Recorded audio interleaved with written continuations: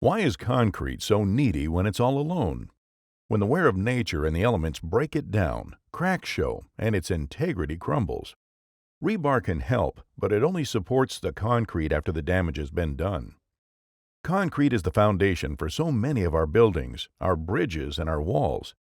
If those structures break down after a small crack, then what good is it?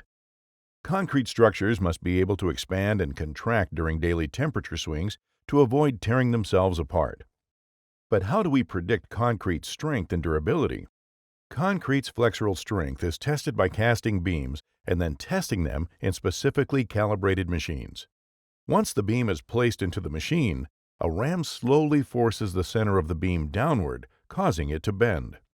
In this particular beam test, a cut is made in the bottom middle of the cured beam before it is placed in the testing machine. The cut creates a weak spot that forces the beam to crack in the middle. The legs of the crack opening gauge are straddled over the crack and attached to the beam. The gauge can detect the slightest opening of the cut, which indicates a crack is forming. The load being resisted by the beam and the opening of the cut are recorded and documented on a graph. The load values go up the left side and the width of the crack mouth goes from 0 to 4 millimeters across the bottom. First, the test measures how much load it takes to cause a crack to start forming. The peak of the curve represents where the beam begins to develop a microscopic crack. Then the test continues while measuring the width of the crack mouth opening. Simultaneously, the beam's resistance to the force of the ram is being measured. If the beam continues to resist the pressure from the ram, the test will continue until the crack mouth has opened 4 millimeters. In the case of an unreinforced or plain concrete beam, by the time the crack mouth has opened less than the thickness of a credit card, the beam fails completely and the test stops. The beam has lost all ability to carry load with a crack opening of less than 1 millimeter. Let's compare and contrast the strength and durability of unreinforced concrete against concrete reinforced with two different doses of SteelX. Here is a look at the results of the unreinforced concrete beam again. Earlier, we saw the peak of unreinforced concrete beam curve, which represents the maximum load the plain concrete beam can take before it starts to crack. Next, we need to look at the area under the curve. The area under the curve, now filled with red, represents the durability of the concrete. How much punishment can it take? Concrete must endeavor to withstand whatever work it was placed to do. Unfortunately for concrete, it was born to only be punished. The jobs given to concrete are so numerous: pavements, walls, bridges, floors. While concrete is doing its job as a driving surface or holding back soil or sustaining the load of a skyscraper, it also has to withstand the environment. It has to be able to expand and contract during daily temperature swings without tearing itself apart. It has to withstand impacts and chemical attacks. Concrete's ability to do all these things and remain in good shape is durability. Durability has many factors, but the ability to resist cracking under a load is likely the most significant of them all.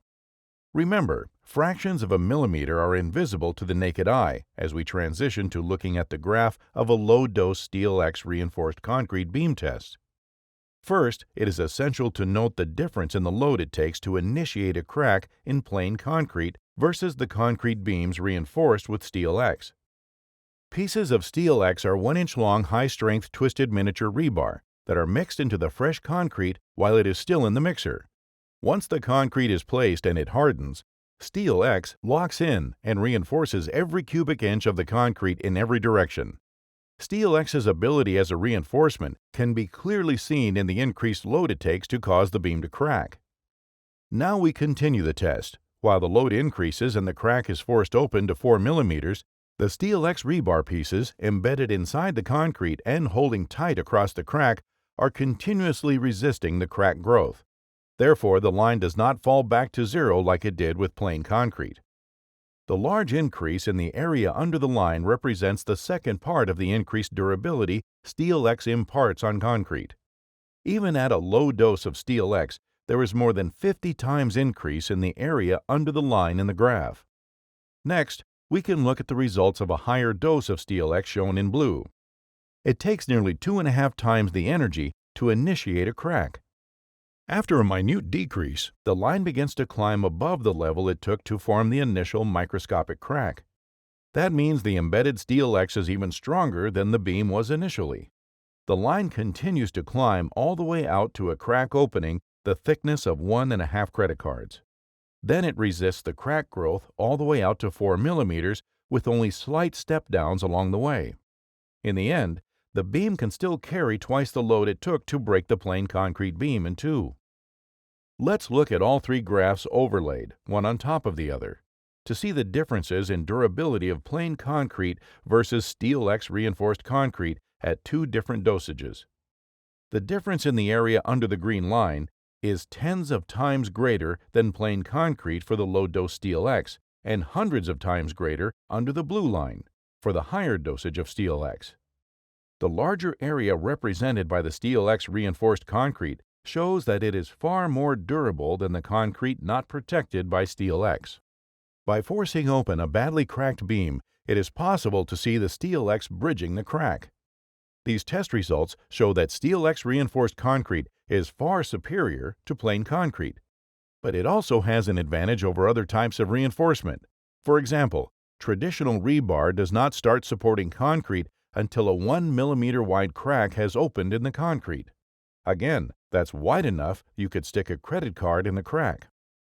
Rebar's inability to support concrete at the microscopic cracking level is why we see so much rusty exposed rebar. A crack forms, then corrosive liquids penetrate the cracks and attack the rebar. A large rebar grid is a reservoir for corrosion and continuously accepts all the rust-producing chemicals. The rebar rusts, swells, pushes from the inside, and pops off its concrete covering. As more rebar is exposed, the process accelerates, causing the whole system to fail.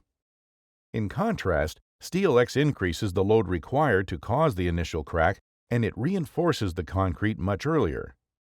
In the microcracking phase, when the crack is still invisible and watertight, as we saw in the graph above, it also continues to support the concrete to, at the least, a 4 millimeter crack width. In many applications, SteelX can be used as the only concrete reinforcement. However, employing SteelX in addition to rebar in projects where SteelX cannot be used alone is physical insurance against early failure, especially for taxpayer-funded infrastructure and industrial projects. For more information, visit SteelXrebar.com. Call 951-360-0852 or email SteelX@badgerforms.com.